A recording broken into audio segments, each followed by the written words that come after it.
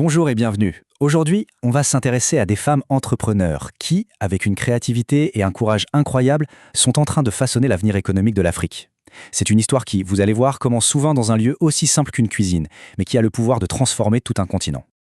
Regardez cette image. Elle est forte, n'est-ce pas?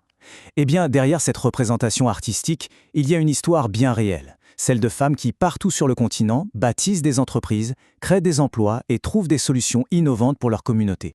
Alors, comment est-ce qu'un simple repas pour bébé peut déclencher une révolution économique? La question peut paraître étrange, mais elle est vraiment au cœur de notre sujet.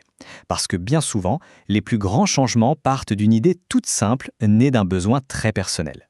Allez, on plonge dedans. Notre premier arrêt nous emmène au Cameroun pour découvrir comment une cuisine est devenue le point de départ d'une entreprise florissante. On va donc faire la connaissance de Naomi Dinamona. Elle est ingénieure en électricité de formation. Mais un jour, elle fait face à un défi que connaissent bien des parents, trouver des repas sains, de qualité, pour son bébé. Et comme elle ne trouve pas ce qu'elle cherche sur le marché, eh bien elle décide de s'y mettre elle-même. Dans sa propre cuisine, elle commence à préparer des petits pots bio pour sa fille, Lilou. Une solution toute simple, qui part juste de l'amour d'une mère. Et c'est là que la petite étincelle se transforme en un véritable feu de joie. Sa solution personnelle devient une entreprise à part entière. Aujourd'hui, sa marque Lelou Baby Food est distribuée dans tout le pays. Elle emploie des jeunes et bien sûr, elle nourrit des milliers d'enfants. Mais attention, l'histoire de Naomi, ce n'est pas juste une belle anecdote. En fait, elle fait partie d'un mouvement beaucoup plus vaste, un mouvement de femmes qui sont en train de redynamiser toute l'économie camerounaise. Et ce qui est fascinant, c'est la diversité de ces initiatives. D'un côté, on a Aïcha Kadji qui prend les épices locales pour en faire une marque qui s'exporte. Et de l'autre, on a Ariel Kitiotsamo qui a même été reconnu par Forbes et qui forme la nouvelle génération au code et à l'économie numérique.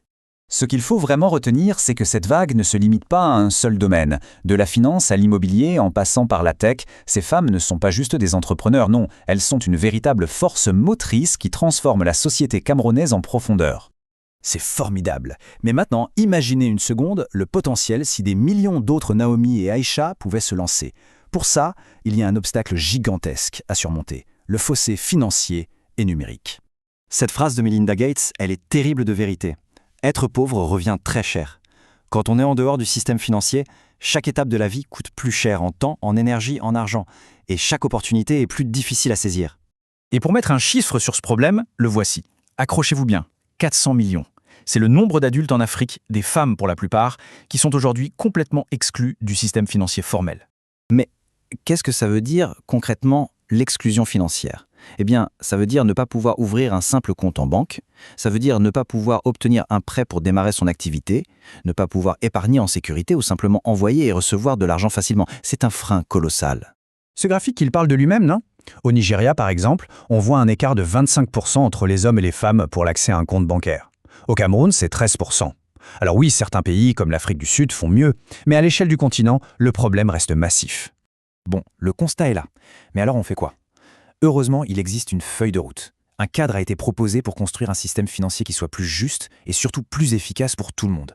Cette feuille de route, elle repose sur 5 piliers. D'abord, faire en sorte que les différents services de paiement mobile puissent parler entre eux, peu importe l'opérateur. Ensuite, une identité numérique pour tous. C'est la clé pour prouver qui on est et accéder aux services. Troisièmement, il faut des lois adaptées qui protègent les gens sans freiner l'innovation.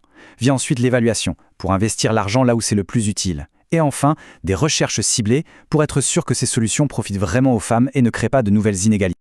En fait, tout ça, l'objectif final, c'est de créer un terrain de jeu équitable. Un environnement où chaque personne qui a une bonne idée, qu'elle vienne d'une cuisine ou d'un garage, ait vraiment une chance de la transformer en succès. Et il faut bien comprendre que l'enjeu, ce n'est pas seulement de réparer une injustice, c'est surtout de débloquer un potentiel économique absolument gigantesque. Et ce potentiel, il a un chiffre, 300-700 milliards de dollars. C'est l'estimation de McKinsey de ce que la finance numérique pourrait ajouter au PIB des marchés émergents d'ici 2025. C'est une somme colossale, capable de changer la donne. Mais au-delà de ces chiffres astronomiques, il y a des visages. Il y a le potentiel de millions de femmes qui pourront enfin prendre en main leur destin financier, investir dans l'éducation de leurs enfants, la santé de leur famille et devenir de véritables moteurs de croissance pour leur pays. Alors voilà, on va se quitter sur cette pensée. La prochaine idée qui va peut-être changer le monde est sûrement en train de naître, là, maintenant, dans une petite cuisine ou un atelier. La vraie question est, est-ce qu'on a construit le monde qui lui permettra de réussir? C'est tout l'enjeu.